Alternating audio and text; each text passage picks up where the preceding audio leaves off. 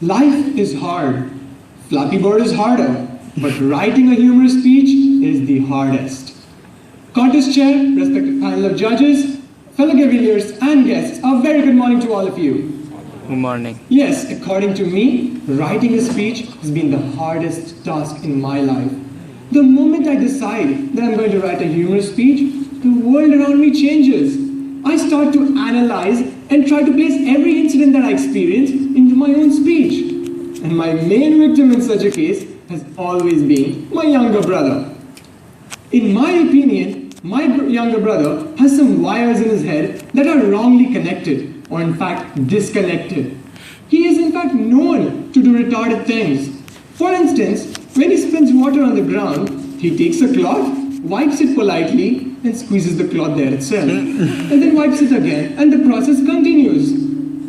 Well, I decided to collect many instances of him doing retarded things and combined them and presented it in front of my parents as a humor speech titled My Retarded Brother.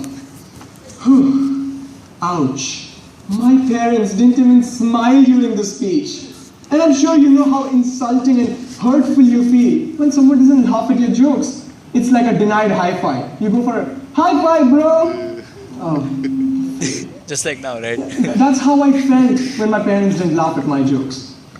As I concluded my speech, my parents wiped their tears and asked me, "So you're planning to tell the whole world that your brother is retarded?"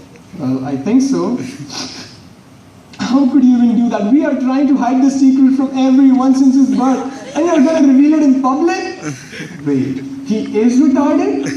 Oh, great. Now that strong rebuttal forced me to dump the whole speech, and I had to start over again. But as I sat to think of a new speech, our neighbors appeared from nowhere unannounced with their little irritating kid of theirs. That kid enters our house with an indestructible aeroplane in his hand and sings aloud in a very shrill and intolerable voice. And he goes like, "Oh, tinkle, tinkle, little star, how my bandai baki hua hai." Oh my God. And anything that comes in front of his aeroplane, may that object rest in peace or in pieces. Whew. His parents looked upon me to babysit while they talked some meaningless things with my parents. I was completely drained and completely exhausted. While his Tinkle Tinkle ran another version in my mind that I wanted to sing aloud.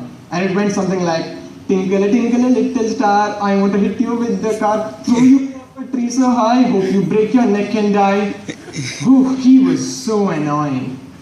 Now just imagine, in such a situation, do you expect me to think of ideas for a speech? No ways. I looked upon Google. I googled some tips and some ideas for writing a humorous speech. But for the first time in forever, Google did not answer me. Really, Google had disappointed me completely this time. So what happens when even Google cannot answer your questions? "Mommy, I need to write a humorous speech. I want some ideas." My mom comes. "Well, write a speech on yourself, right?" Me? Myself? Yeah, you yourself are a big joke. My mother is a troll mom, just for your information. "Mom, please, I'm serious." "Oh, really? You're serious? I thought you were Sparsh." "Oh, Mom, please." "Okay, fine. Okay, I have an idea. I'll tell you some things that you used to do when you were a child, and you make a speech out of that." "Okay, that sounds interesting." "Okay, so I'll tell you what all you did, okay? When you were small and your father used to pick you up and take you in his arms, you used to catch his ears like this and smile everywhere you walked. How embarrassing was it for him, you know? And one more thing, you used to speak secrets in people's mouth. You thought that if people speak from mouth, they should hear from mouth. You used to be like, "You know, I want to tell you secrets." Into their mouths, direct. One more thing, you know what your hobby was? You know, your hobby? You used to push other kids and laugh and clap when they cried. That was your hobby. Okay, mom, please stop. That's it, please stop. I'm feeling embarrassed. Those neighbors were laughing at me like anything. Whew. This time, even mom could not answer me. So I just sat down on my sofa, staring at the wall in the hope of getting an idea.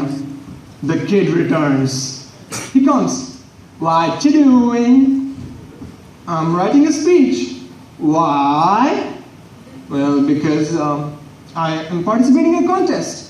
Why?